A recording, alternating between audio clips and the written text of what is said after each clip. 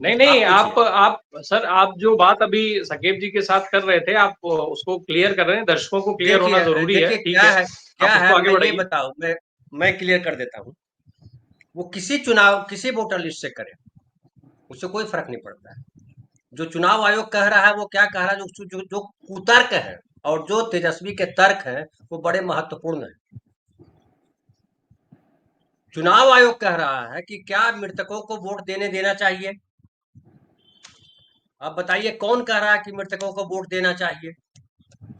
कोई आदमी बोला कि नहीं, मृतकों को वोट देने देना चाहिए। फिर चुनाव आयोग कह रहा है कि ये जो हम कर रहे हैं इससे निष्पक्ष और फेयर जो है चुनाव होगा।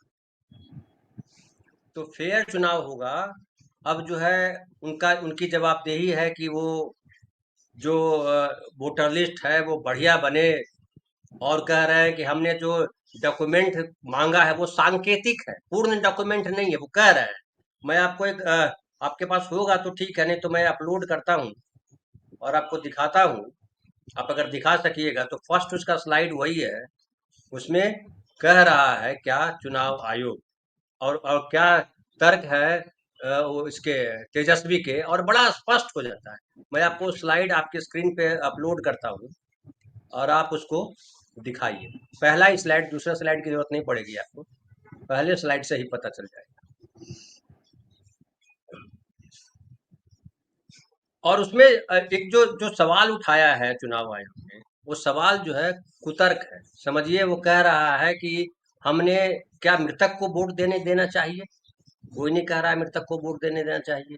लेकिन ये बताइए कि जो 30 सितंबर तक वोटर लिस्ट बनेगा और चुनाव जब होगा नवंबर में, 30 सितंबर से उस तारीख तक कोई बिहार में मरेगा या नहीं मरेगा। क्या चुनाव आयोग कहेगा कि नहीं अब कोई मरा ही नहीं है। भाई, अगर अगर आपकी प्रक्रिया सही नहीं है कि आपके पास वोटर आईडी कार्ड आपने सबको दिया है, आपके पूरा प्रशासन आप तय करते हो, वोटर लिस्ट के नाम चेक किए जाते हैं, उसका कार्ड चेक किया जाता है, उसके बाद उसको वोट देने दिया जाता है।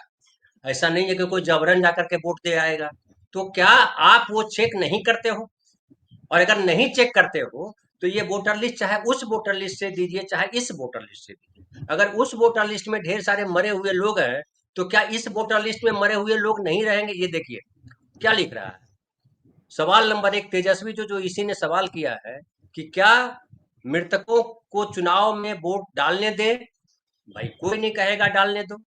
फिर ये कह रहे हैं क्या अस्थायी रूप से शिफ्ट हो चुके लोग वोट डालेंगे। कैसे पता चलेगा अस्थायी रूप से शिफ्ट हो गए। चुनाव आयोग के पास क्या तंत्र है जिससे, समझिए मैं 30 साल से बॉम्बे में रह रहा हूँ तो मैं अस्थायी रूप से बॉम्बे में ही रहूंगा, ये कौन बताएगा। क्या चुनाव आयोग बता सकता है कि हम अस्थायी रूप से यहाँ रह रहे हैं। क्या मैं अपने गांव नहीं जाता हूँ, क्या मेरा गांव में घर नहीं है, क्या मेरे गांव में खेत नहीं है। मैं वहीं जाकर के वोट डालूंगा। आप कौन होते हो रोकने वाले।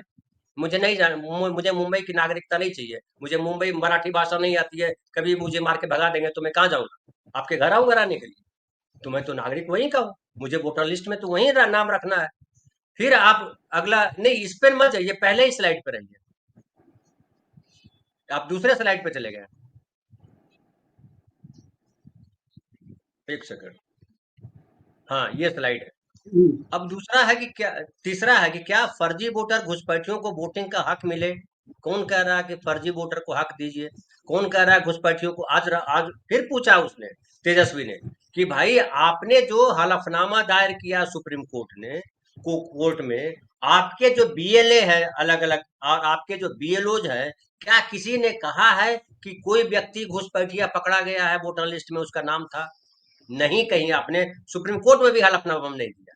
दूसरी बात, अगर घूसपैठिया आया है तो 2005 से 2025 तक, अब तक नीतीश कुमार मुख्यमंत्री है, 11 साल से मोदी जी प्रधानमंत्री हैं, 5 साल रहे गृह मंत्री वो राजनाथ सिंह, 6 साल से गृह मंत्री है अमित शाह।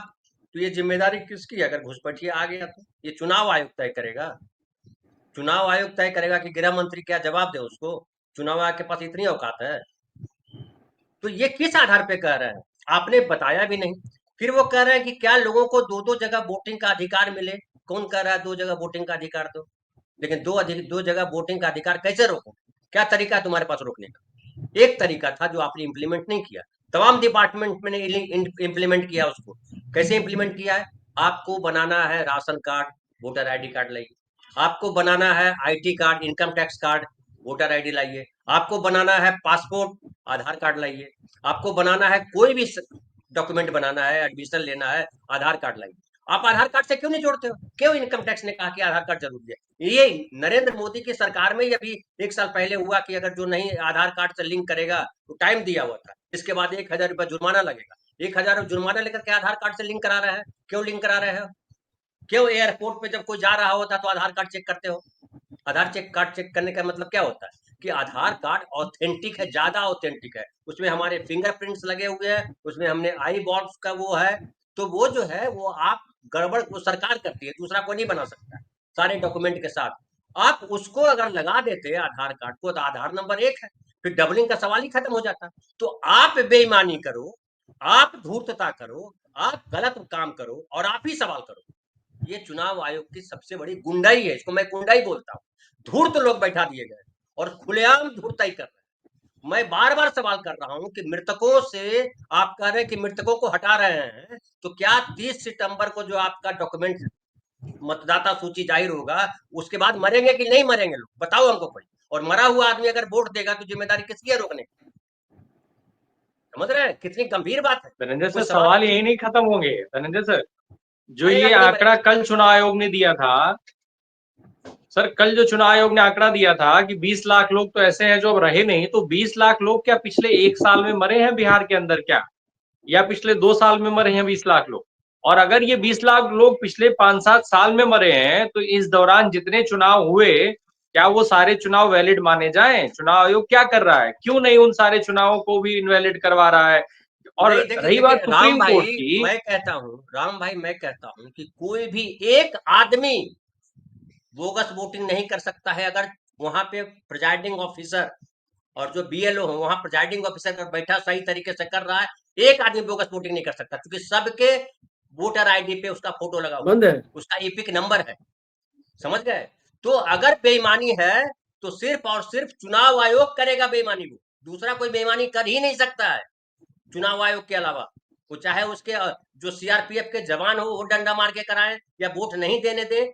किसी इतना ट्रांसपेरेंट है वोटर आईडी कार्ड का फॉर्मूला कि आप दूसरा आदमी वोट समझिए।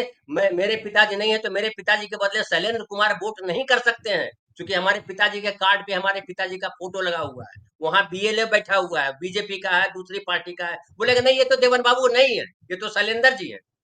और वहां आपका कट जाएगा। किस आधार पे कह रहा है कि मृतक वोट देते हैं? कौन सा आधार है? किस आधार पे कह रहे हैं आप कि आपके जो है जो विदेशी यहाँ आ गए घुसपैठिए हो गए?